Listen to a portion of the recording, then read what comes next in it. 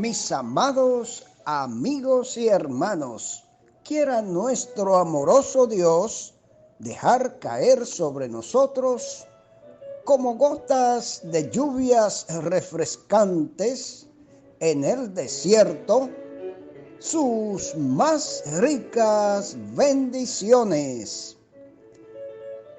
Y como siempre, reciban de nuestra parte la más cordial gratitud por la gentileza de compartir con nosotros cada día estos breves minutos de saludable alimento para el alma, rica nutrición para la mente y fresco refrigerio para el espíritu. Y ahora, palabras de sabiduría. Leamos en 1 Corintios 10, 16 y 17. La copa de bendición que bendecimos no es la comunión de la sangre de Cristo. El pan que partimos no es la comunión del cuerpo de Cristo. Siendo uno solo el pan, nosotros, con ser muchos, somos un cuerpo, pues todos participamos de aquel mismo pan. Mis amados en Cristo, antes de presentar alguna explicación de los versos leídos, les recordamos que hoy es domingo, el primer día de la semana, por lo que es un día que tiene fragancia al Señor, porque huele a primicia del tiempo para Dios. Es el día de celebrar la resurrección de Cristo, por lo que anticipadamente cada auténtico cristiano celebra la garantía de su propia resurrección. Fue el día en que llegó el Espíritu Santo, persona de la Trinidad, autenticada, enviada para sustituir al Señor y continuar su ministerio terrenal. Él habita permanentemente en cada creyente genuino, a fin de consolarnos, guardarnos, iluminarnos y guiarnos a toda verdad. Con todo esto y mucho más, el Espíritu Santo glorifica el nombre de Cristo, que es su principal función y propósito. En este día, como lo hacía la iglesia primitiva, nuestros corazones y pensamientos desde el amanecer deben enfocarse con la unción del Espíritu en honrar la memoria del Señor, tomando los símbolos sagrados como muestra de comunión con Él y con nuestros hermanos. Es el día de ir con regocijo a su altar, a su casa de adoración, y con júbilo profundo tributarle toda alabanza, honra y gloria como solo Él la merece. Y con el fin de ayudarnos a ir centrando nuestros corazones y pensamientos en la persona de Cristo, el doctor William MacDonald nos presenta algunos comentarios sobre el tema. La cena del Señor representa comunión. 1 Corintios 16, 17. En el versículo 16, Pablo se refiere a la cena del Señor. La expresión copa de bendición se refiere a la copa de vino que se utiliza en la cena del Señor. Es una copa que nos habla de la enorme bendición que hemos recibido por medio de la muerte de Cristo. La frase que bendecimos significa por la cual damos gracias. Cuando tomamos esa copa, y la llevamos a nuestros labios, estamos diciendo en realidad que participamos de todos los beneficios que fluyen de la sangre de Cristo. Lo mismo es cierto con relación al pan que partimos. Mientras comemos el pan, estamos diciendo en realidad que todos hemos sido salvados por medio de la ofrenda de su cuerpo sobre la cruz del Calvario y que somos, por tanto, miembros de su cuerpo. En pocas palabras, la copa y el pan nos hablan de la comunión con Cristo, de la participación en su glorioso ministerio por nosotros. Se ha preguntado, ¿por qué se menciona primero la sangre en este versículo cuando en la institución de la Cena del Señor se menciona primero el pan? Una respuesta posible es que Pablo se está refiriendo aquí al orden de los acontecimientos cuando entramos en la comunión cristiana.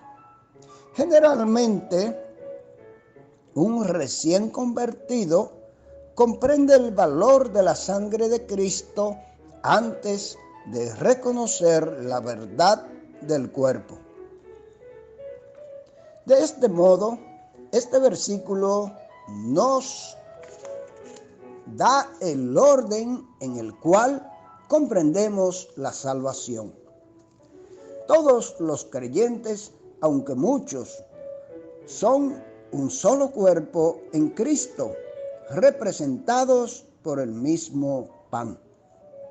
Todos participan de aquel pan en el sentido de que todos tienen comunión en el resultado de la entrega del cuerpo de Cristo.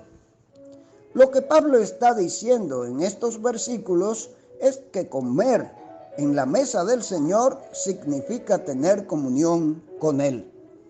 Lo mismo sucedía en el caso de aquellos israelitas que comían de los sacrificios.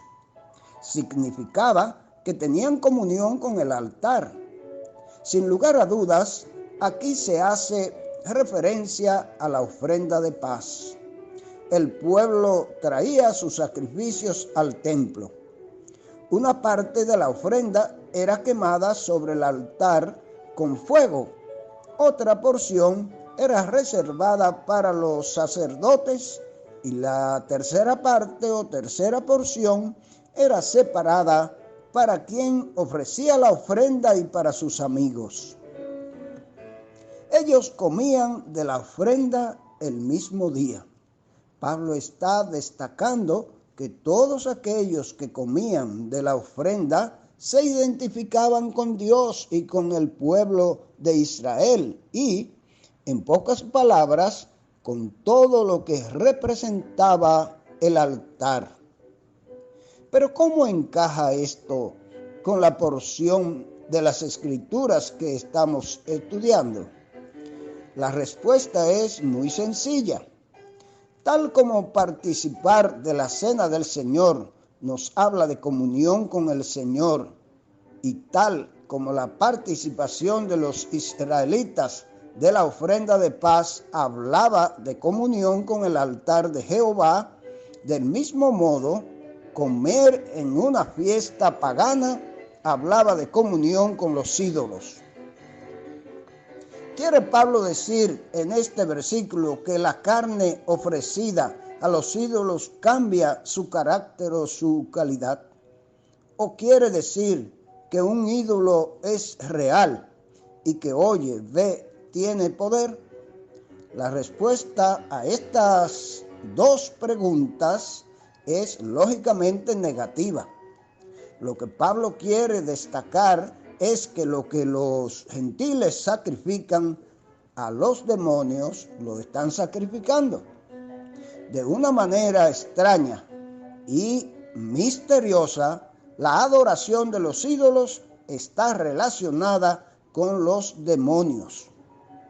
Utilizando los ídolos, los demonios controlan los corazones y las mentes de aquellos que los adoran. La copa del Señor en este versículo es una expresión figurativa que describe los beneficios que recibimos por medio de Cristo. Es una figura retórica conocida como metonimia, en que se utiliza el recipiente para simbolizar su contenido. La expresión la mesa del Señor es igualmente una expresión figurativa. No es la misma que la cena del Señor, aunque puede incluir a esta. Una mesa es un mueble donde se coloca comida y donde se disfruta de comunión. Aquí la mesa del Señor significa la suma total de las bendiciones que disfrutamos en Cristo.